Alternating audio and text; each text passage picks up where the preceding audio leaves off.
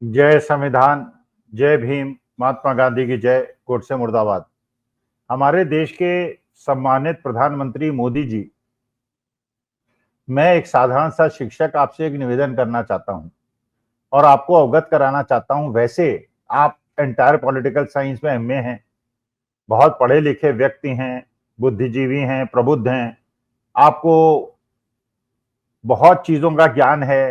कैसे नाले की गैस से चाय बनाई जा सकती है, कैसे बादल में रडार से बचा जा सकता है, इतिहास के बारे में भी आपको बहुत ज्ञान है। गुरु नानक को, कबीरदास को, पता नहीं किस किस को आप साथ बिठा देते हैं। तो आपके ज्ञान से तो पूरा देश क्या पूरा विश्व अभिभूत है। लेकिन मैं एक निवेदन करना चाहता हूं, एक शिक्षक की बात अगर आप मानना चाहें तो माने, वरना आप देश के प्रधानमंत्री हैं, मैं तो आपका सम्मान करता रहूंगा। देखिए, डिप्लोमेसी में ये झप्पी लगना, लोगों से झुक के हाथ मिलाना, लोगों को चाय पिलाना, झूला झुलाना और बिरयानी खिलाना या खाना, ये चीजें बहुत ज्यादा महत्वपूर्ण नहीं होती। आप किसी भी स्ट्रेटेजिक मैनेजमेंट के या इंटरनेशनल साइंस के या किसी भी फॉरेन सर्विस के व्यक्ति से पूछोगे तो बताएगा इन चीजों का कोई महत्व नहीं। और ये सिंबॉलिक चीजें होती हैं, लोग इसको भूल जाते हैं, क्योंकि जिस व्यक्ति से आप झप्पी लग रहे हैं या उनको चाय पिला रहे हैं या झूला झुला रहे हैं या बिरयानी खा रहे हैं, उस देश के प्रधानमंत्री या राष्ट्राध्यक्ष की अपनी बाध्यताएं हैं और उसको अपने देश के अपने जो ऑडियंस है उसको खुश कर रहा है। आपको अपने देश के ऑडियंस को खुश करना चाहिए, उसको अपने देश के ऑडियंस को खुश करना पड़ता है। इसलिए इन सब चीजों का कोई महत्व नहीं। महत्व किस बात का है? पहली बात, एक चीज का महत्व यह है, मेरे विचार से, मैं आपके महान व्यक्तित्व के सामने एक निवेदन कर रहा हूं। पहला यह है, आपकी कुछ ना कुछ न्यूसेंस वैल्यू होनी चाहिए, आपकी कोई इंपॉर्टेंस होनी चाहिए। You should be felt, cannot be avoided. ऐसी स्थिति आपको बनानी चाहिए, वरना हर आदमी मंदिर के घंटे की तरह बजा के आपको चला जाएगा और कोई आपकी केयर नहीं करेगा, तो उससे हमारी रेलेवेंस खत्म हो जाएगी। और ये आपको सोचना चाहिए जब भी आप किसी देश के प्रधानमंत्री या राष्ट्रपति से मिल रहे हैं कि उस देश की वास्तविक स्थिति क्या है, उसकी मजबूरियां क्या हैं, उसकी रिक्वायरमेंट्स क्या हैं, और उन रिक्वायरमेंट्स और मजबूरियों को देखते हुए आप अपने देश के हित में उसका कैसे उपयोग कर सकते हैं। तभी आप राष्ट्रीय हित नाप पाएंगे और वो आपको महत्व देगा। और आपके गेस्चर से या जेस्टर से वो कोई उसे अंतर नहीं पड़ता कि आप कैसे, किस एंगल से खड़े हुए, कैसे हंसे, कैसे झुके, कैसे चाय पिलाई, इससे उसे कोई महत्व नहीं होता। तो इसलिए आपकी इंपॉर्टेंस उसको फील होनी चाहिए। अगर आपकी इंपॉर्टेंस है तो आपको महत्व देगा, नहीं तो नहीं देगा।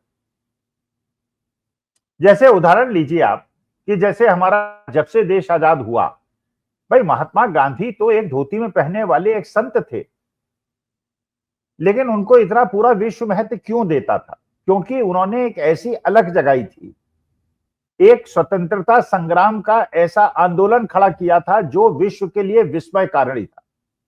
और लोग समझ नहीं पा रहे थे कि ऐसा भी हो सकता है क्या, अहिंसा से आजादी मिल सकती है, और गांधी जी ने करके दिखाया। तभी आप देखिए, जब चर्चिल ने उनको बुलाया मिलने के लिए और वो धोती पहन के गए, तो ये हुआ कि ये तो डेकोरम के खिलाफ है, ये तो प्रोटोकॉल के खिलाफ है, ऐसे कोई कैसे आदमी चला जाएगा।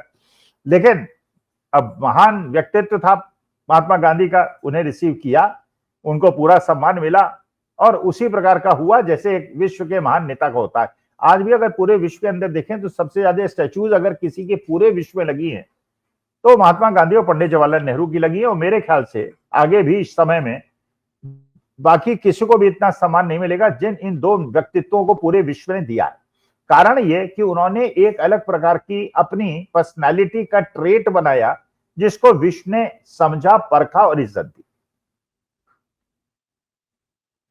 अब देखिए, अच्छा नहीं लगेगा, मुझे भी अच्छा नहीं लग रहा है, लेकिन देखिए, एक पाकिस्तान जैसा नकारा देश, असफल देश, वाहियात देश आज के तारीख में जिस प्रकार से इंपॉर्टेंस पा रहा है विश्व जगत में, उससे मुझे दुख होता है, मुझे कष्ट होता है। क्योंकि मैंने भारत को हमेशा अपने जन्म से आज तक हमेशा एक मजबूत स्थिति में देखा है और नोबडी कुड इग्नोर अस।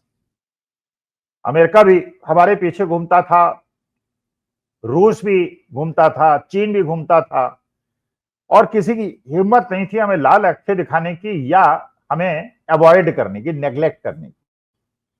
लेकिन वो होता हुआ मैं देख रहा हूं, और ये और ज्यादा दुख मुझे हो रहा है जब मैं देख रहा हूं हमसे ज्यादा तवज्जो पाकिस्तान को मिल रही है, जो एक वाहियात बिल्कुल फील्ड नेशन है। ना उसकी जीडीपी है, ना उसके देश का वो तकनीकी स्तर है, ना उसकी इतनी फॉरेन एक्सचेंज रिजर्व है जो हमारा मुकाबला कर सके, न सैन्य शक्ति में हमारे सामने है। लेकिन उसने अपनी इतनी न्यूसेंस वैल्यू कैसे बनाई है, पूरा विश्व उसको इंपॉर्टेंस दे रहा है, चीन उससे कॉरिडोर बना रहा है। और अगर आपने मोदी जी 10 यात्राएं अमेरिका की, डोनाल्ड ट्रंप को जिताने के लिए आपने कोई कसर नहीं छोड़ी, वहां से चलिए चूक हो गई, जब ट्रंप को जिताना चाहते थे तो बाइडेन जीत गए, जब आप कमला हैरिस को जिताना चाहते थे ट्रंप जीत गए। वो चलिए कैलकुलेशन मिस्टेक किसी भी हो सकती है, उसमें मैं आपको दोष नहीं दूंगा। लेकिन ये सोचिए अगर पाकिस्तान से ही केवल हमको कंपेयर कर लिया जाए, हम ये मानते हैं कि जब देश आजाद हुआ, एक दिन के डिफरेंस में आजाद हुआ पाकिस्तान और हम अलग बने, पाकिस्तान 77 साल में बर्बाद हो गया और हिंदुस्तान आबाद हो गया। उसमें मानी बात है सभी देश के प्रधानमंत्रियों का योगदान था, पंडित जवाहरलाल नेहरू का बहुत ज्यादा था, लाल बहादुर शास्त्री जी का था, इंदिरा जी का था, सबका था, अटल जी का था, मनमोहन सिंह का था, आपका भी है। लेकिन पाकिस्तान तो नहीं डेवलप हुआ, वो तो बिल्कुल धार्मिक उन्माद के अंदर फंस के रह गया। उसी धार्मिक उन्माद को फैलाने का पिछले 11 साल से प्रयास हुआ। लेकिन चलिए, हमें अफसोस हुआ जब हमारे पहलगांव के अंदर आतंकवादी हमला हुआ, पाकिस्तान द्वारा कराया गया। आतंकवादी आए, मारा, चले गए, स्केच जारी हुए, स्केच फर्जी निकले, एनआईए ने कहा वो लोग नहीं है जिनके स्केच जारी हुए। ये कैसे हुआ? सुरक्षा कर्मी क्यों नहीं था? लेकिन चलिए, उसके बाद ऑपरेशन सिंदूर हुआ। ऑपरेशन सिंदूर के दौरान वर्ल्ड बैंक ने पाकिस्तान को लोन दे दिया, आईएमएफ ने लोन दे दिया, एडीबी ने लोन दे दिया, पाकिस्तान को टेररिज्म एंटी टेररिज्म कमेटी का वाइस चेयरमैन बना दिया गया, उसको तालिबान कंट्रोल कमेटी का प्रेसिडेंट बना दिया गया, अमेरिका के प्रेसिडेंट ने व्हाइट हाउस में उनको खाना खिला दिया गया। हमें खराब लगा जब आपको स्वेरिंग इन सेरेमनी में नहीं बुलाया गया। और यहां तक बाद में खबरें हैं, सच है कि अफवाहें हैं, आई डोंट नो, कि G7 में जब ये आरटीआई से मांगा गया कि वो लेटर दिखाया जाए जो विदेश से हमारे पास आया था, जिसमें हमको कनाडा ने इनवाइट किया था और जिसमें आप गए थे, तो ये आरटीआई दिखाने से इनकार, लेटर दिखाने से इनकार कर दिया गया। तो वास्तविकता में कोई इन्विटेशन था या आप स्वेच्छा से गए थे, ये कंपैरिजन। फिर उसके बाद अब ये देखिए, हमारे और पाकिस्तान के बीच का एक तुच्छ राष्ट्र और भारत जैसा महान राष्ट्र, जब ये ईरान और इसराइल के बीच में युद्ध हुआ, पाकिस्तान को इंपॉर्टेंस मिली, हमें नहीं मिली, हमें अफसोस हुआ।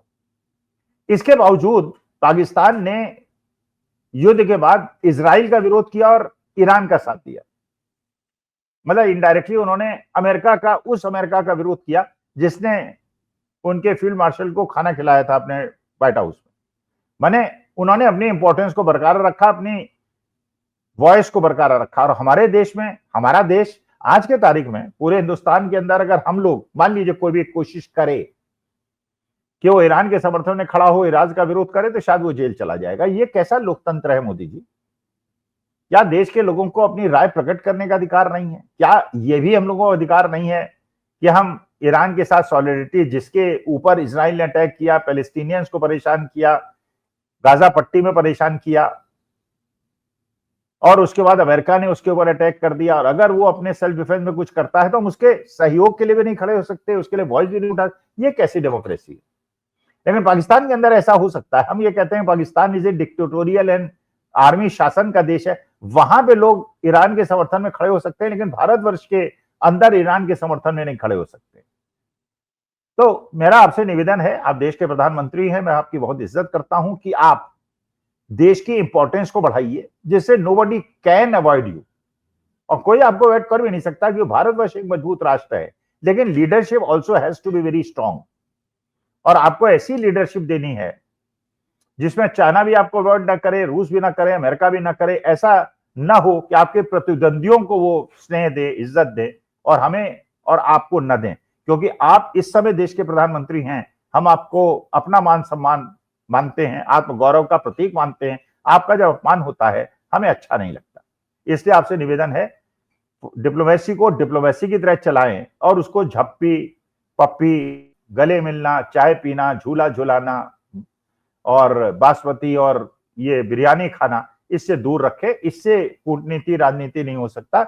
आप चाहें तो आपके कैबिनेट में भी बहुत सारे आईएफएस ऑफिसर्स हैं, उनको बोलने का मौका दें, उनसे सुने। अगर ये कूटनीति इस तरह चलती रही तो देश का नुकसान हो जाएगा। आप देश के प्रधानमंत्री हैं, आप हमारे कर्णधार हैं, तो हमारी बात को सुने, माने न माने ये आपकी इच्छा है। नमस्कार, धन्यवाद, प्रणाम।